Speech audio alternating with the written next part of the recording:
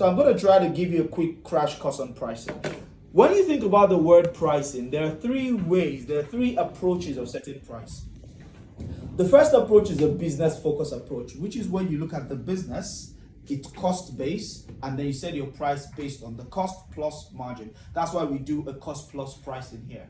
So generally speaking, in terms of cost, there are two types of cost in business.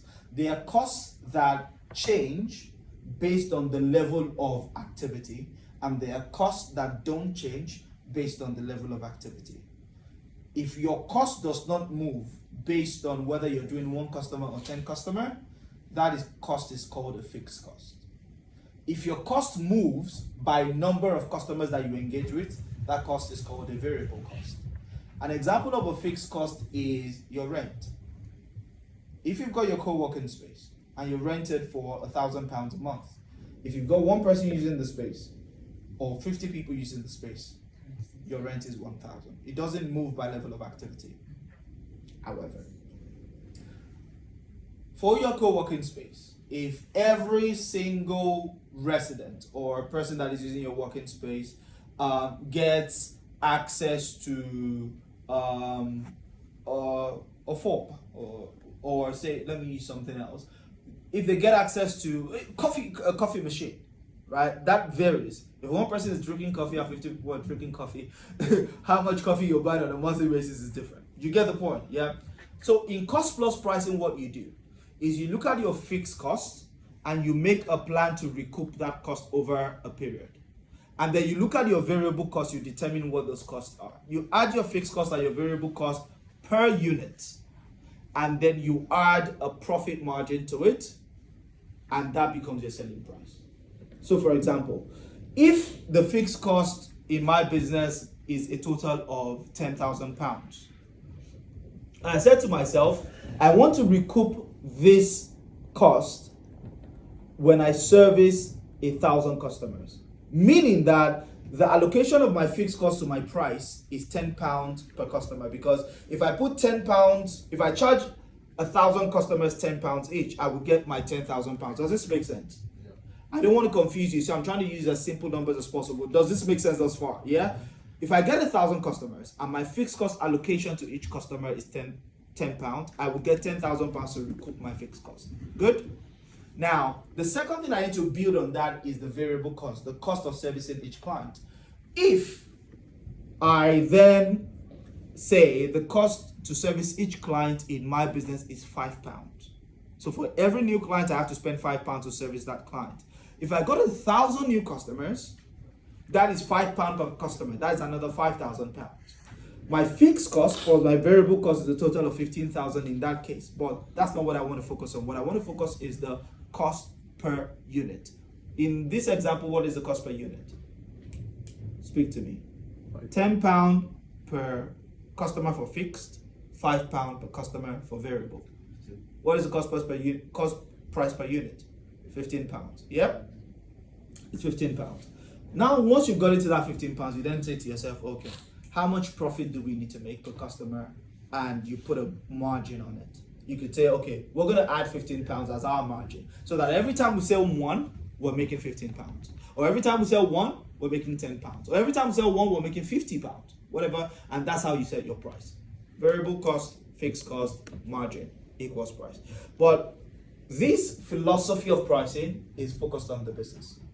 There's a second philosophy of pricing that is focused on the market, where you're not looking at the business primarily to set your price. You're looking at what are the competitors offering and what are they charging, and then you benchmark yourself somewhere in there so that you can compete favorably. If you take 100 entrepreneurs and you put them in a room, 60 to 70% of them set their price this way. Market focus. You do comparative pricing, where you're comparing what are the competitors charging and what are you charging, and you benchmark yourself against. The third way of pricing is not focused on the business, it's not focused on the market, it is focused on the customer profile.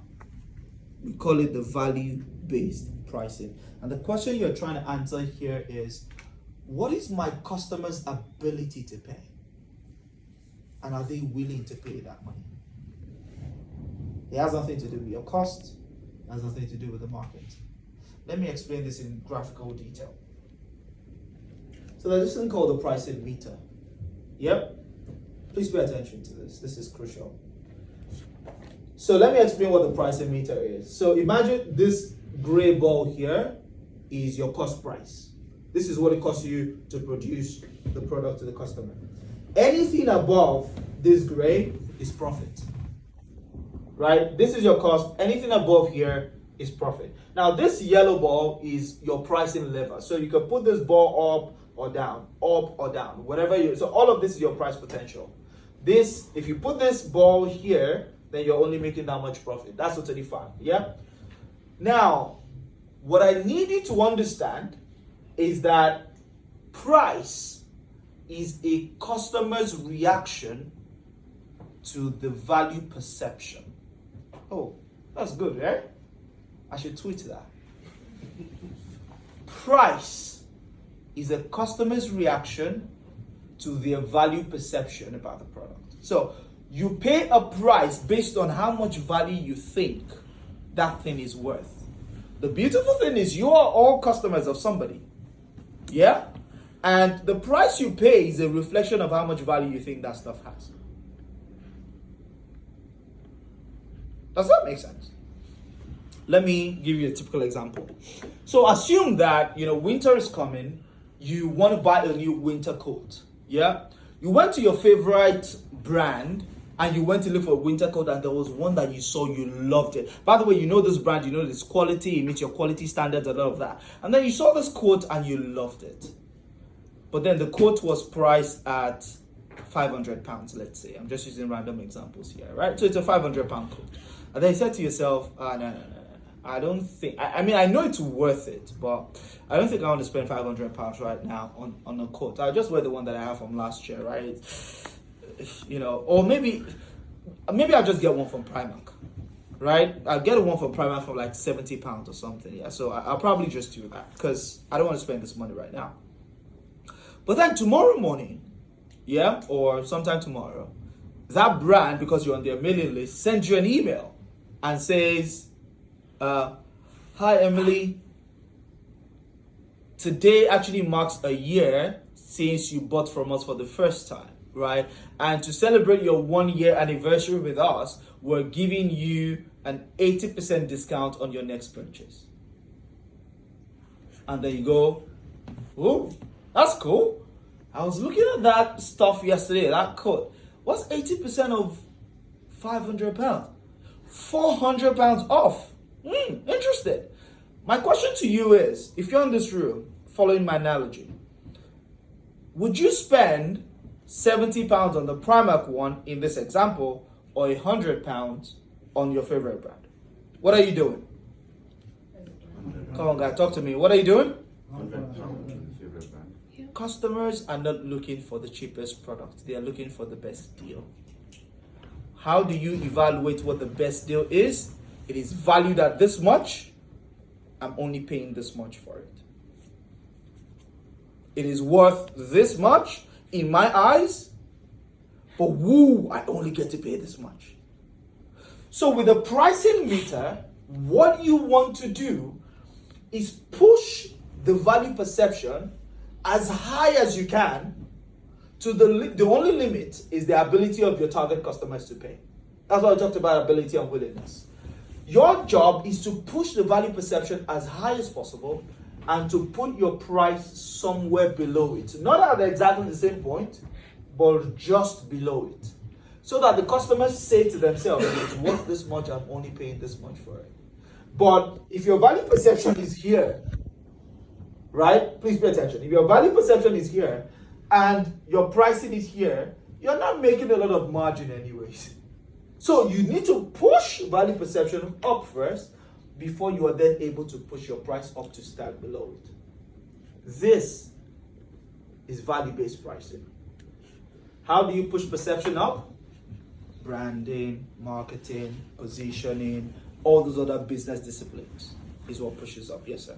So I don't know how much this ties into this, but it's been a question on pricing that I've had for a while. So I didn't grow up in England. So moving here, I see that you want to buy a phone, but they say, oh, buy this phone from us and you're getting 2 months Odeon, you're getting your antivirus for free, you're getting. I'm like, hold up, it's a phone. But then again, they have partnerships. Additional stuff. Yeah. How does that exactly work? One, what structurally enables that kind of system of pricing to work? Do they still remain in profit? And in relation to other companies that they drag into, because I'm only paying on my card once. And true to the truth, when I check, everything that's promised is offered. Is on the. I'm going with them. I am going because the value has gone really high. Really high. When I put all of this Exactly. together. That is what they've done is brought in a number. There are two ways I can explain this. What they've done is brought in other things that they know makes you see that this is way more valuable than just buying from every other place. But there are other things as well that drive customers' decisions, not just price. Remember, there are seven what's it called? Growth drivers.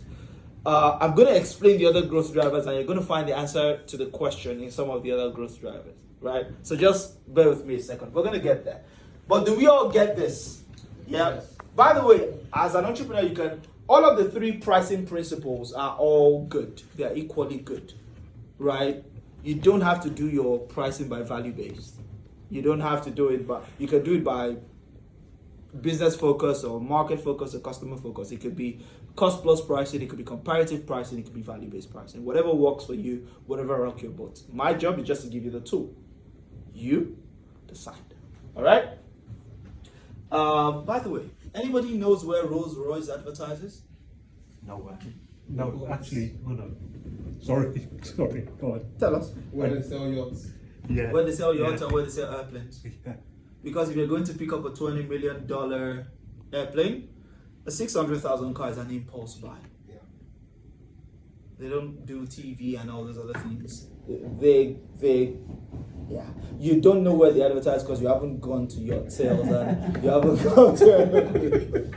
But soon, you're gonna get there. I believe so. All right. So, generally speaking, a quick note on pricing. Do not be like me. Very early on, and even up until like 3 years ago, I was that entrepreneur that was always very quick to undercut myself.